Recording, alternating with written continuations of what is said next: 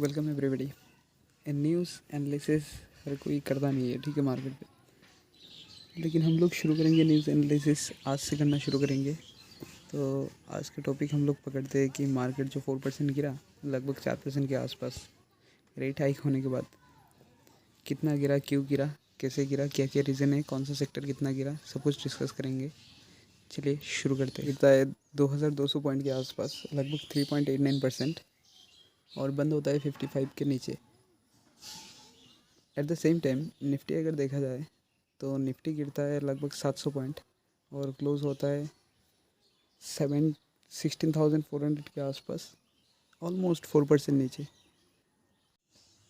तो प्राइस किस ने इंक्रीज़ किया? आरबीआई ने इंक्रीज़ किया प्राइस। ग्लोबल मार्केट में भी देखा गया, जैसे बैंक ऑफ इंग्लैंड, उसके बाद यूएस फेडरल रिजर्व, ये सब ने सभी ने इंटरेस्ट रेट बढ़ा दिया।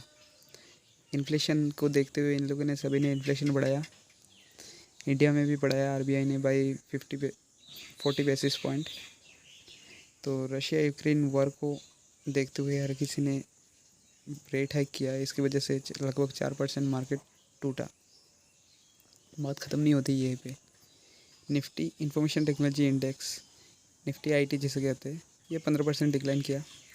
Nifty media 12%, Nifty reality index 10%, और निफ्टी इंडेक्स जो एनर्जी का है वो लेकिन 9.4% बढ़ गया, लगभग 10% के आसपास।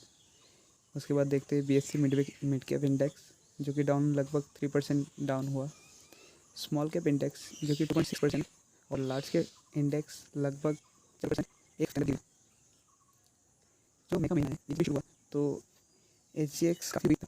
उसके बाद ने देखा कि कुछ आगे चलिए चौंकाते हुए मार्केट कर रहा है। किसने किया? एक्सपर्ट्स कहते हैं कि आरबीआई ने ट्रिगर किया और मार्केट को 16,800, जो कि अहम सपोर्ट है, इसके नीचे बंद होने के लिए मजबूर किया।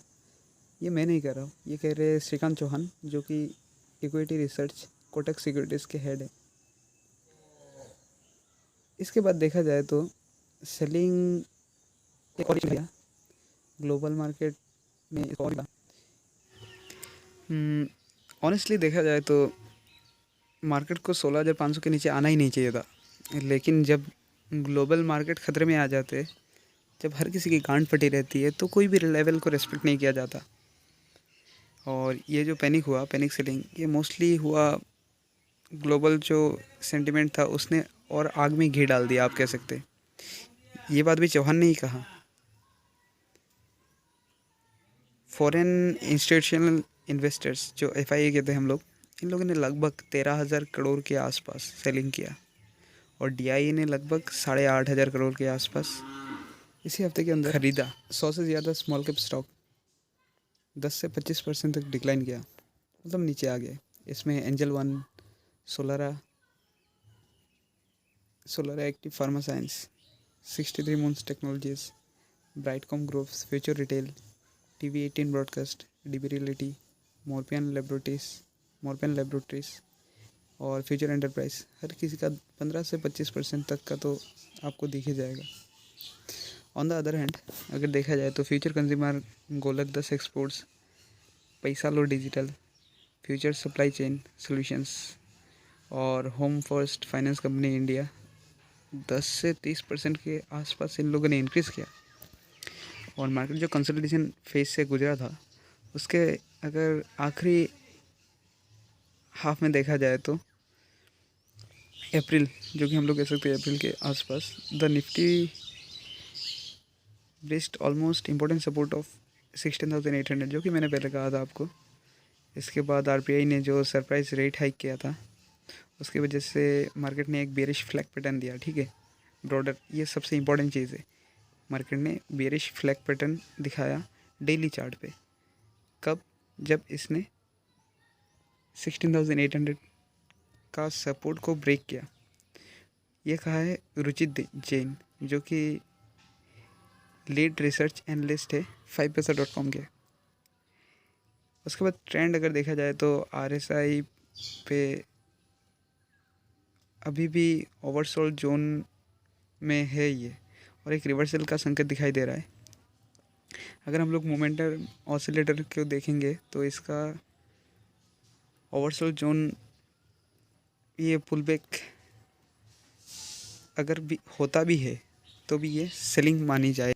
अगर देखा जाए तो 20 दिन का जो EMA है, exponential moving average, 20 days exponential moving average, ये ऑलरेडी चार्ट पे पिछले कुछ दिनों से देखा जाए तो ये हर्डल है निफ्टी के लिए, जो कि अभी करंटली चल रहा है 16,640 के आसपास निफ्टी के लिए। और इसका अगर उल्टा साइड देखेंगे तो बियरिश पैटर्न, जो कि गिवन है टारगेट ऑफ 16,125 या 6,200, 16,125, ये चीज़ हम लोग के लिए देखने के लिए रहेगा। ठीक है, शायद ये चीज़ देखने को मिल सकता है आप लोगों को। ये भी रिसर्च एनालिस्ट कह रहे हैं।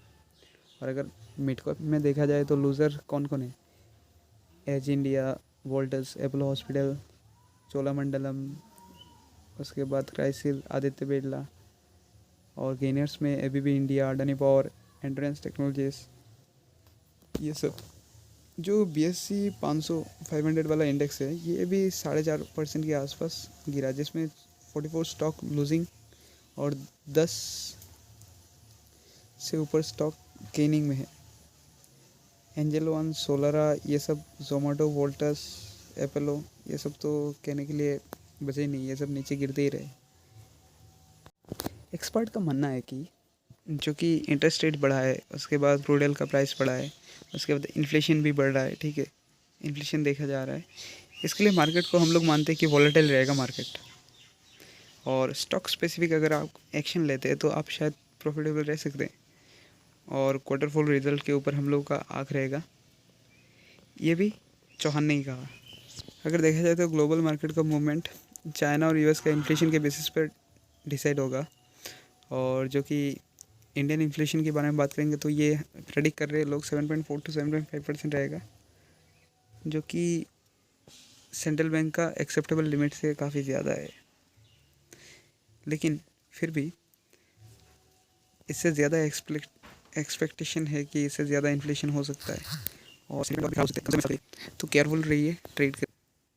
अगर एक्सपर्ट का माने तो देखा जाए तो मार्केट शॉर्ट टर्म मोड में बेरिश ही है। आपको क्या लगता है, कमेंट करके बताइए। उसके बाद 16,400 और 18,400, ये जो दोनों रेंज है, इसी के बीच में मोस्टली इस साल मार्केट रह सकता है। कम से कम हम लोग तो एक्सपेक्ट कर सकते हैं। कुछ एक्सपर्ट तो ये भी मान रहे हैं कि न्यूट्रल से लेके नेगेटिव बायस है मार्केट में, पॉजिटिव तो बिल्कुल भी नहीं है। अगर राइज मिलता है मार्केट में, अप ट्रेंड मिलता है, तो हर एक बाउंस पे इसको बेचना चाहिए, ये एक्सपर्ट कहते हैं। अब देखते हैं समीत चवन, चीफ एनालिस्ट है, जो कि टेक्निकल और डेरिवेटिव का एंजल वन का, वो क्या कहते हैं। वो कहते हैं कि एक पेन एंड पैटर्न देखा जा रहा है निफ्टी पे, 16,200 से लेके 16,000 करंट लेवल से इतना दूर नहीं है, ये आ सकता है हफ्ते के अंदर। और उसके बाद देखा जाए तो